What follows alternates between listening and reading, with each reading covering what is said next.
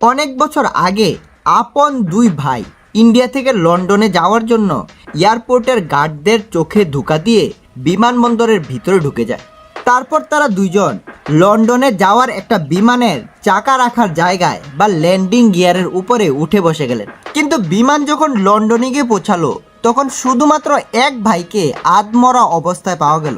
কিন্তু তার আরেকটা ভাইয়ের সাথে কি হয়েছিল বা সে কোথায় গেল, তাদের এমন কি প্রয়োজন ছিল যে তারা এরকম রিস্কের কাজ করতে বাধ্য হলো।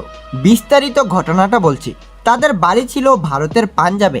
একটা গ্যারেজের মধ্যে এই দুই ভাই মেকানিকের কাজ করতেন। তখনকার পাঞ্জাব পুলিশ দুইজনকে সন্ত্রাসীদের সাথে জড়িত বলে খুঁজতে থাকেন, কিন্তু তাদের কথা অনুযায়ী তারা এরকম কোনো অপরাধ করেনি বা এর সাথে জড়িতও না। তারপরও পুলিশের ভয়ে তারা কয়েক বছর ধরে পালিয়ে বেড়াচ্ছিল। ছোটবেলা থেকেই তাদের স্বপ্ন ছিল কাজ করতে লন্ডনে যাওয়ার, কিন্তু তাদের কাছে কোনো পাসপোর্ট বা ভিসা কিছুই ছিল না।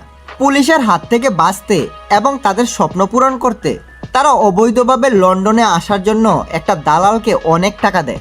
দালাল তাদের টাকা মেরে দেয়, তারপর পালিয়ে বেড়াতে থাকে। কোনো রাস্তা না পেয়ে তারা দিল্লি এয়ারপোর্টে আসলেন। অনেক দিন ধরে সুযোগ খোঁজার পর তারা একদিন গার্ডের চোখে ধুলা দিয়ে এয়ারপোর্টের ভিতরে ঢুকে গেলেন। তারপর লন্ডন যাওয়ার একটা প্লেনের চাকা রাখার জায়গায় অর্থাৎ ল্যান্ডিং গিয়ারের উপরে উঠে বসে যান। তারা এটা জানতো না যে সামনে তাদের সাথে কি কি ঘটতে চলেছে।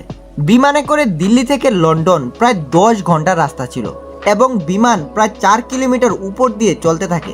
বিমানের শব্দ এত বেশি ছিল যেন তাদের মাথা ফেটে ব্রেন বাইরে বের হয়ে যাবে।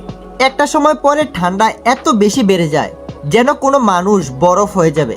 এই সমস্ত অসুবিধা এবং অক্সিজেনের অভাবে ছোট ভাইটা লন্ডনে পৌঁছানোর আগেই মারা যায়।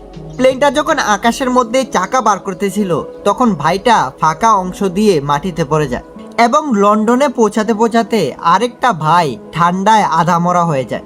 অনেকদিন আইসিইউতে রাখার পর তার জ্ঞান ফিরে আসে এবং সমস্ত ঘটনা সে তার নিজের মুখে বর্ণনা করে।